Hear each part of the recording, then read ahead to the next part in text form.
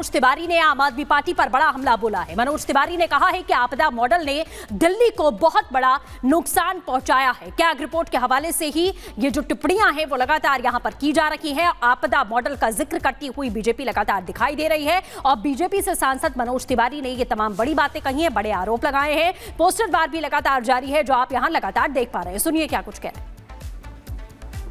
हमारे साथ बात करने के लिए मनोज तिवारी जी हैं। मनोज जी, आपने दिल्ली चुनाव को लेकर के एक थीम सॉन्ग बनाया और उसमें बदलाव की बात की है। ये बदलाव किस प्रकार का होगा और दिल्ली की जनता को क्या क्या बदलाव मिलेंगे? देखिए, दिल्ली की जनता को सिर्फ दुख और अत्याचार मिला अरविंद केजरीवाल की सरकार से, आम आदमी पार्टी से। आज दिल्ली के लोगों के बुजुर्गों का पेंशन बंद है, दिल्ली के गरीबों को आयुष्मान का लाभ नहीं मिलता, दिल्ली में गंदा पानी पीने से प्रत्येक वर्ष एवरेज 15,000 लोग मर रहे हैं गंदा पानी पीने से। दिल्ली के बच्चे फेल होते हैं, 9वीं और 11वीं में लाख लाख बच्चे। दिल्ली के अतिथि शिक्षकों को पिछले 8 साल में एक नए पैसे का इंक्रीमेंट नहीं हुआ। ऐसी स्थिति में जो कॉन्ट्रैक्ट कर्मचारी हैं, जो डीटीसी कर्मचारी हैं, सबके बच्चे आज दूध को लाले पड़ रहे हैं। ऐसी स्थिति में हमारा ये मानना है कि हम अरविंद केजरीवाल की कठपुतली सरकार को हटाएंगे, भाजपा को लाएंगे। इसीलिए आज हमने गीत भी बनाया है कि बहाने नहीं बदलाव चाहिए, दिल्ली में भाजपा सरकार चाहिए। मैं दिल्ली की जनता से प्रार्थना करता हूं, आप 25-26 साल बाद 5 साल के लिए भाजपा की सरकार बना के दीजिए। आपकी दिल्ली को और आपके घर तक की सुविधाओं को, घर घर साफ पानी को हम इस तरह से खुशियां देंगे कि आपको पता चलेगा कि अच्छी नीति और नीयत की सरकार होने का फायदा है। और इसी बीच एक बड़ी खबर आपको बता दें, आम आदमी पार्टी के विधायक महेंद्र गोयल को दिल्ली पुलिस का नोटिस मिला है। महेंद्र गोयल के निजी स्टाफ को भी नोटिस दिया गया है। बड़ी जानकारी आपको दे दें, रिठाला से विधायक है महेंद्र गोयल। फर्जी दस्तावेज मामले में पुलिस ने नोटिस भेजा है। अवैध बांग्लादेशी मामले में पूछताछ होगी और इसी के चलते आम आदमी पार्टी के विधायक महेंद्र गोयल को नोटिस भेजा गया है। महेंद्र गोयल के निजी स्टाफ को भी नोटिस भेजा गया है। बड़ी खबर आपको बता रहे हैं, फर्जी दस्तावेज मामले में नोटिस भेजा गया है। यहां से महेंद्र गोयल की मुश्किलें बढ़ती हुई दिख रही हैं। अवैध बांग्लादेशी मामले में पूछताछ होगी, न सिर्फ महेंद्र गोयल से बल्कि उनके निजी स्टाफ से भी पूछताछ की जाएगी। ये बड़ी जानकारी आपको दे रहे हैं। महेंद्र गोयल राजधानी दिल्ली के रिठाला से आम आदमी पार्टी के विधायक है जिनको दिल्ली पुलिस ने नोटिस भेजा है।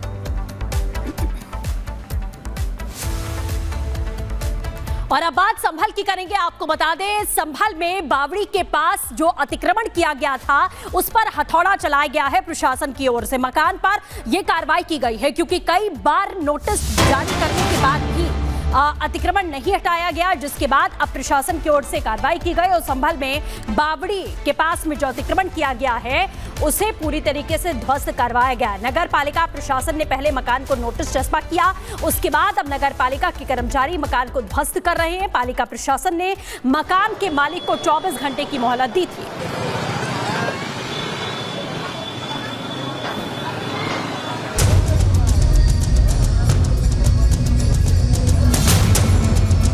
पॉल्यूशन विभाग की रिपोर्ट भी हमारे पास आ गई है और इसीलिए ये कार्य रोका गया था।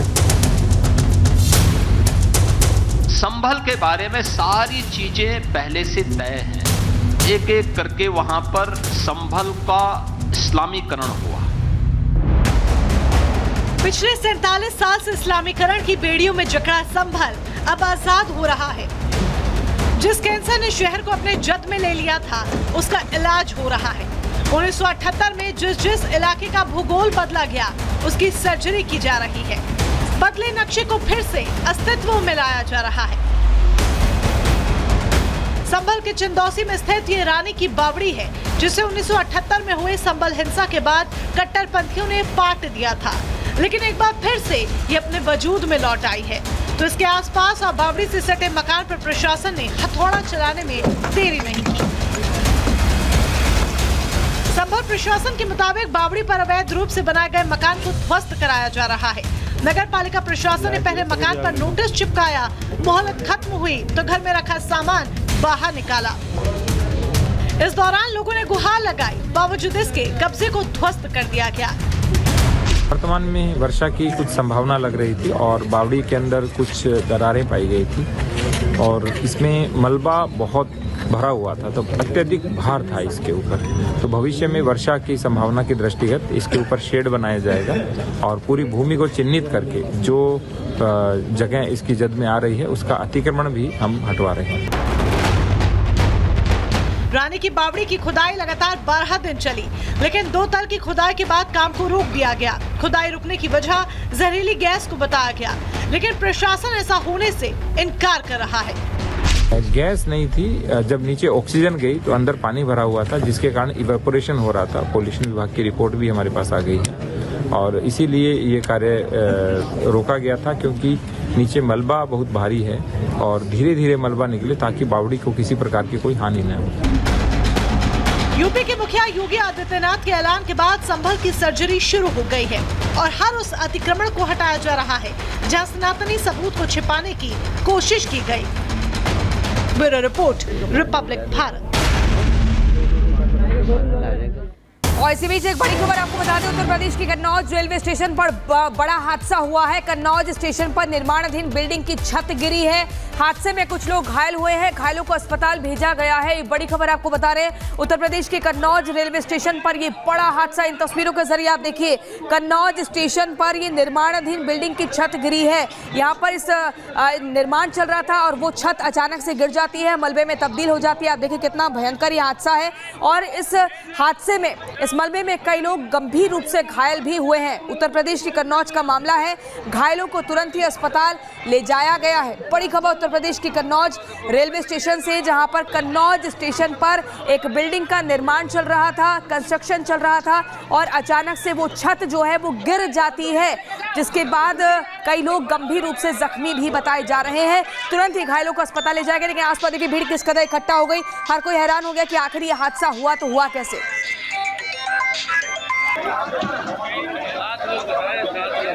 अंदर हैं 7 लोग हैं।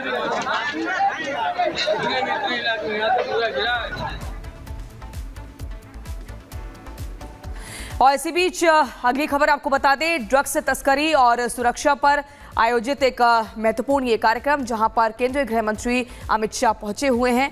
और आपको बता दें, कॉन्फ्रेंस में गृह मंत्री अमित शाह ने कहा है कि भारत सरकार ड्रग्स तस्करी को लेकर बहुत ही गंभीर है। पिछले 10 साल में 24 लाख किलो ड्रग्स जब्त की गई है, जिसकी कीमत 56,000 करोड़ रुपए से ज्यादा बताई गई है। अमित शाह ने कहा कि पिछले साल की अगर बात करें तो 8600 यानी कि 8,600 करोड़ के ड्रग्स जलाए गए हैं। अमित शाह ने यह भी कहा कि हम नशा मुक्त भारत बनाकर रहेंगे। क्या